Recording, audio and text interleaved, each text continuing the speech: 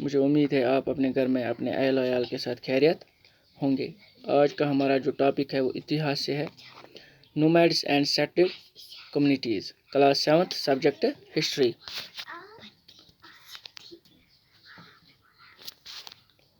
Tribes, nomads and settled communities or pasts. You saw in chapter 2, 3 and 4 how kingdoms rose and fell.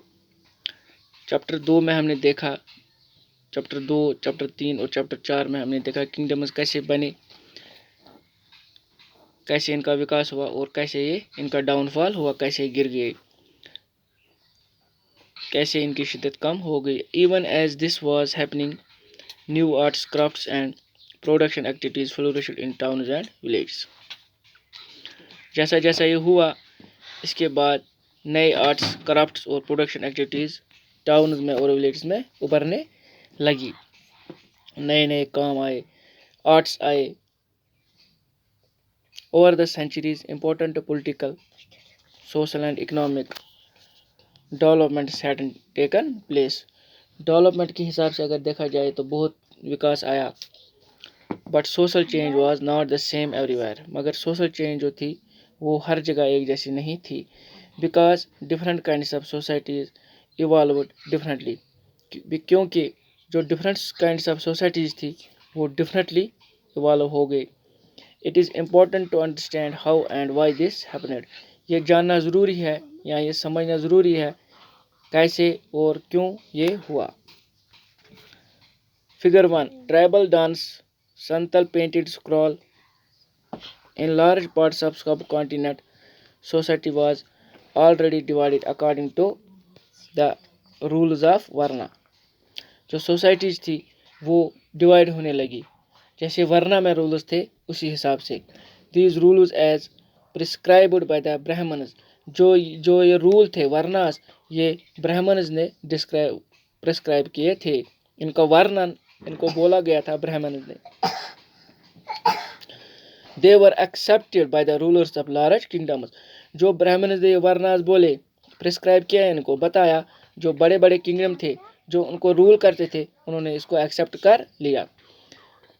The difference between the high and low and between the rich and poor increased under the, जो फ़र्क आया अमीरों में और गरीबों में वो बढ़ने लगा। Under the Delhi Sultans and the Mughals, this hierarchy between social classes grew further. जो मुगल्स थे, सोशल क्लास इसमें शेड्यूल ट्राइब मतलब जात पात इसमें बढ़ने लगा। Beyond big cities, tribal societies. Beyond big cities, tribal societies. There were however other kinds of societies as well. बहुत सी सोसाइटीज थी। Many societies in the subcontinent did not follow the social rules and rituals prescribed by the Brahmanas. बहुत सारी societies ने जो सब continent में थी उन्होंने सोशल रूल्स को और रिचुअल्स को prescribe nor were they divided into numerous equal classes. Such societies are often called tribes. In societies को हम हमेशा ट्राइब्स कहते हैं। Members of each tribe were united by kinship bonds. Kinship bonds.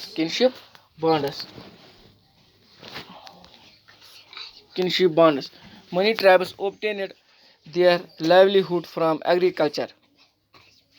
जो बहुत सारे लोग थे उन्होंने अपना जीवन व्यतीत किया एग्रीकल्चर के माध्यम से, उन्होंने एग्रीकल्चर को ज़्यादा बढ़ावा दिया।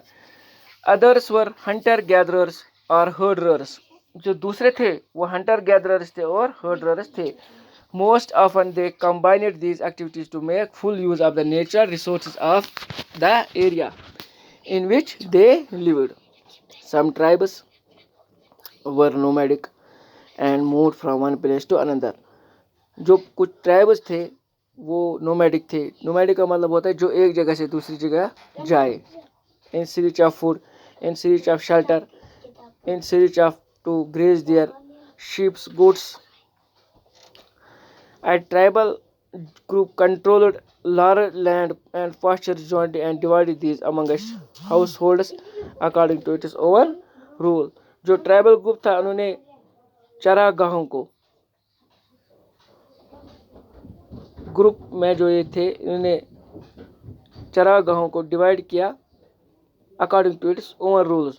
मतलब एक ने एक हिस्सा लिया, दूसरे ने दूसरा लिया, तो जिसमें वो अपने मवेशी चराते थे। मवेशी, शीप या गोट्स है, इनके पास काउज या बफेलोज होते, उनको चराते थे। चराने का मतलब उनको घास खिलाते थे। Many large tribes thrived in different parts of the subcontinent, they usually lived in forests. Many large tribe जो थी वो डिफरेंट सब कॉन्टिनेंट्स में थी। They usually lived in forests, ये अक्सर ये जंगल में रहते थे। Hills, deserts and places difficult to reach.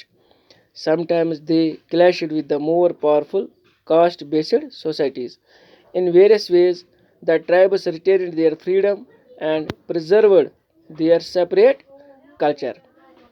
बेटा मुझे उम्मीद है टॉपिक आपको समझ आया होगा। इसको अपने घर में एक दो बार रीड कीजिएगा ताकि आपको पूरा समझ आ जाए। और आपको पता है आज कौन सी महामारी आई है जिससे हम जूझ रहे हैं। इससे बचने के लिए हमें अपने घरों में रहना होगा और कुछ खाने से पहले अपने हाथों को साफ करना होगा। साफ सफाई रखना ज़रूरी है अपने आस पड़ोस में, अपने घर में, तभी जाके हम ठीक रह सकते हैं।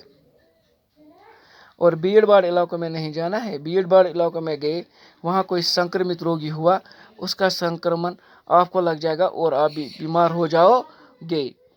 तो अब मैं आपको यही कहता हूँ प्यारे बच्चों कि अपने घरों में पढ़ो तो वही अच्छा रहेगा। अल्लाह आपको खुश रखे, सलामत रखे। अल्लाह हाफिज़।